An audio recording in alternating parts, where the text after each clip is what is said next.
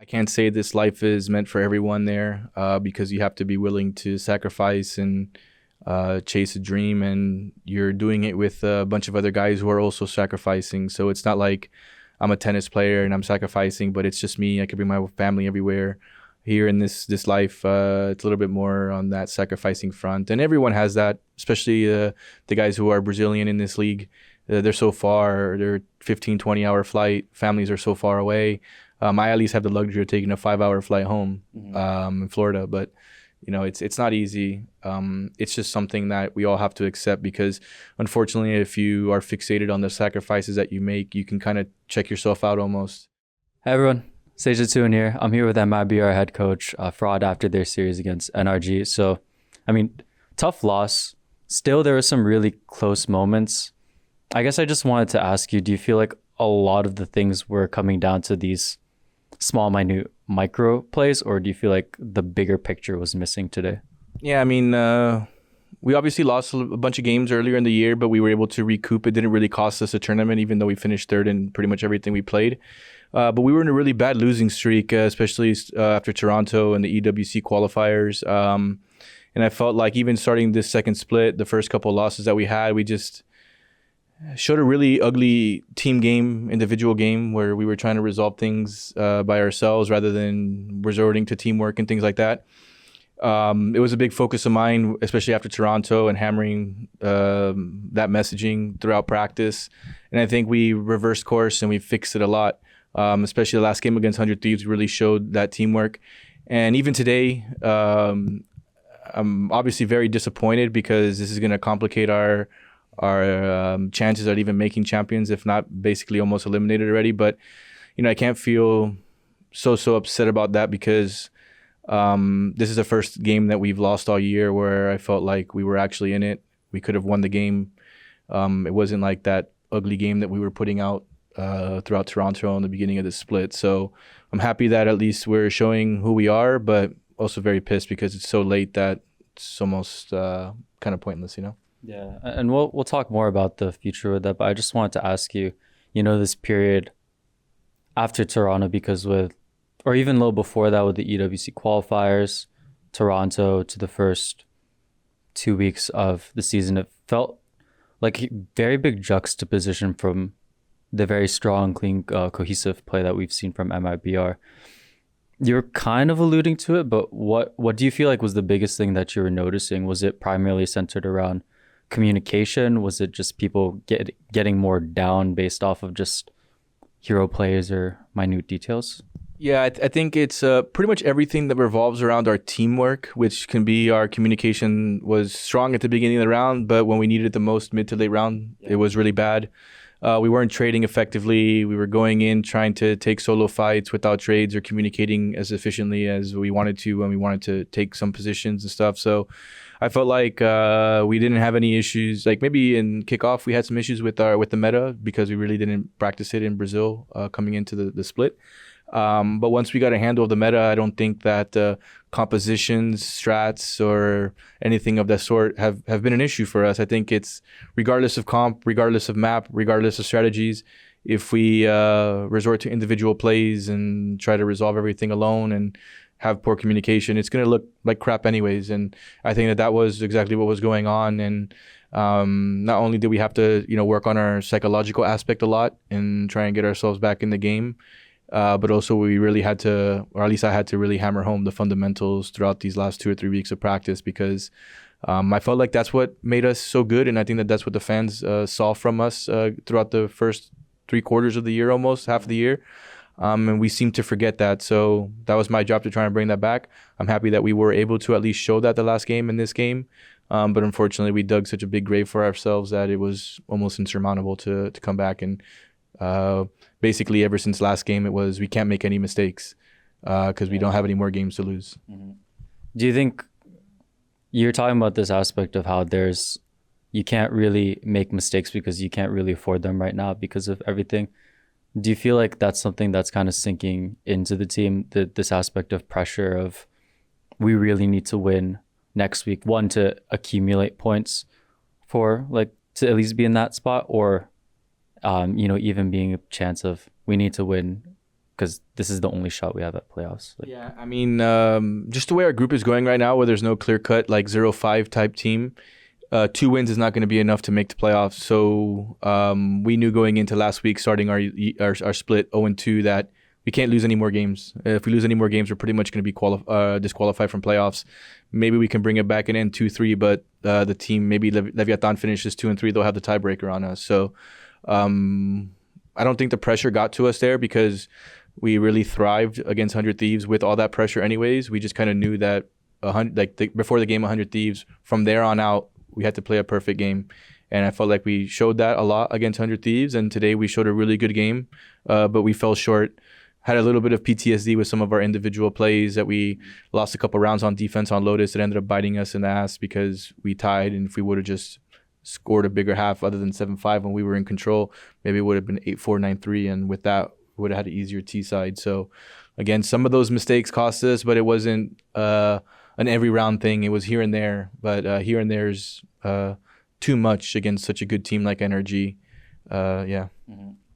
So then you have one more series, and there is still that possibility, depending on how this group shakes out, that you could still make it into playoffs. If you did, it'd likely be that 4th seed. But how do you go about this next week of preparation?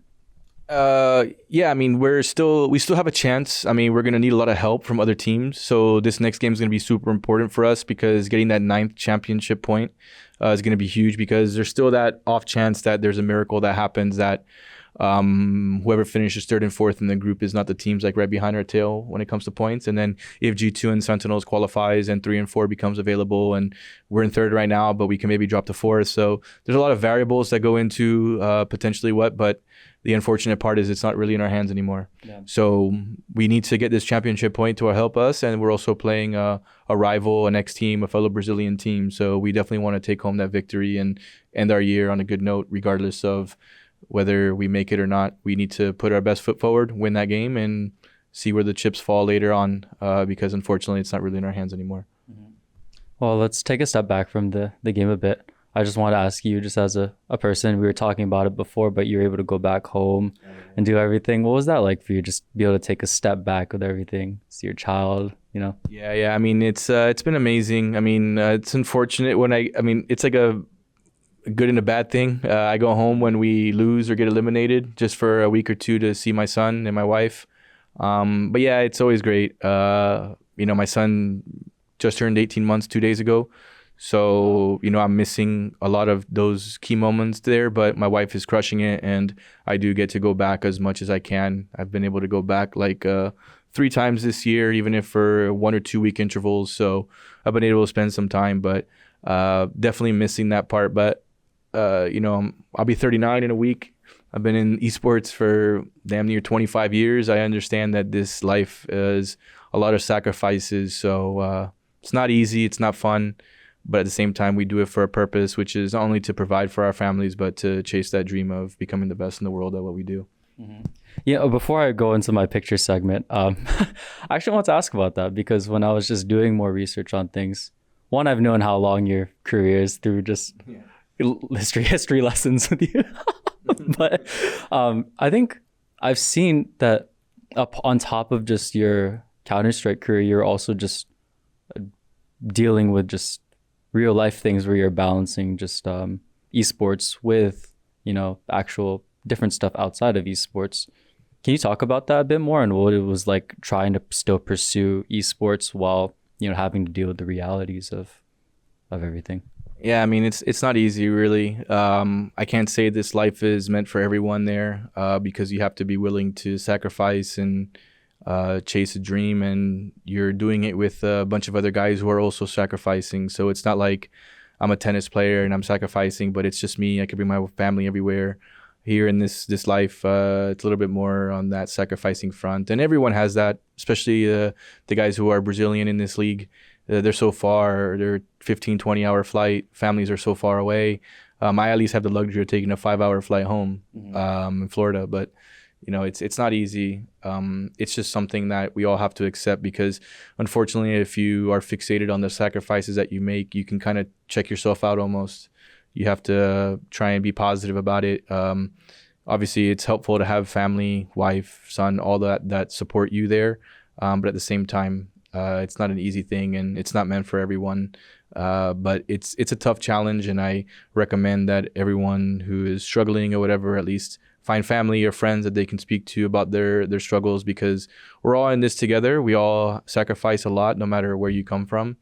And my sacrifice is my feeling, your sacrifice is your feeling, but at the same time, we're all sacrificing. So I feel like we, can all help each other out, even like opposite teams and stuff. It's good to have those friendships, because those things help, I guess, kind of kill the time and refocus and give you more motivation to do things. And, hopefully the sacrifice is worth it at the end of the day by having a successful year. Yeah. And I've got time for one question. Not one question, but one picture. Yeah. Talk to me about this picture. Okay, so yeah, this is Korea. This was we went to. It's actually we went to is Euro Cup. So we were in Europe playing. I forgot what country we were playing in, but it was a tournament with teams from all over the world. This is actually Solo. That's the head coach of Genji. Wait, like Valorant? Yeah. Wait. He's my good friend. I've known him for like 20 years. Yeah. So him. How do I find these pictures? Yeah, and actually this is Glow. So that's the assistant coach for DRX. Oh my god. This is Nothing. Yeah. And then this is Musambani. He's a famous Spaniard player. I think now he's been streaming for a long time. Yeah. These are all old school guys, but the two Korean guys here on the all white, that's Solo, that's Glow, head coach of Genji, assistant coach of DRX. And their teammates, one of their teammates is the other head coach of DRX, Termi. And then the other assistant coach for Genji is Perry, and that's was another guy on that team, because they were We Made Fox. That was basically the best team in Korea for a very long time. Fraud, I'm gonna one day just have an interview just of pictures, because you always find something. You're always finding a nugget of like some random person. Yeah. No, because I'm pulling this up. I'm like, wait, so like these people were at Toronto. Yeah, exactly. They were all there. I mean, that's the cool thing, at least for my side of it. I've been in this business for so long that I've created some really good friendships. Like, even though my goal was to dominate them, and I did a pretty good job as a pro player, we still always had that respect for each other. That was an all-star game. So that was our team playing against another team. So it was like Solo and Glow still don't speak English. It's been 20 years. So it was like, it was me and Nothing communicating, and everyone with broken English trying to see what happened. I think we got destroyed that one, but it was the best time because, like I said, Solo's always been a good friend of mine. We jersey swapped in Toronto. It's been like 15 years, 20 years since I saw him. He had to unfortunately retire around that time to go into mandatory military service in Korea. So it was really nice that he made a return too, because he was always a really close friend. Rob, thank you so much for your time. Always appreciate it. Yeah.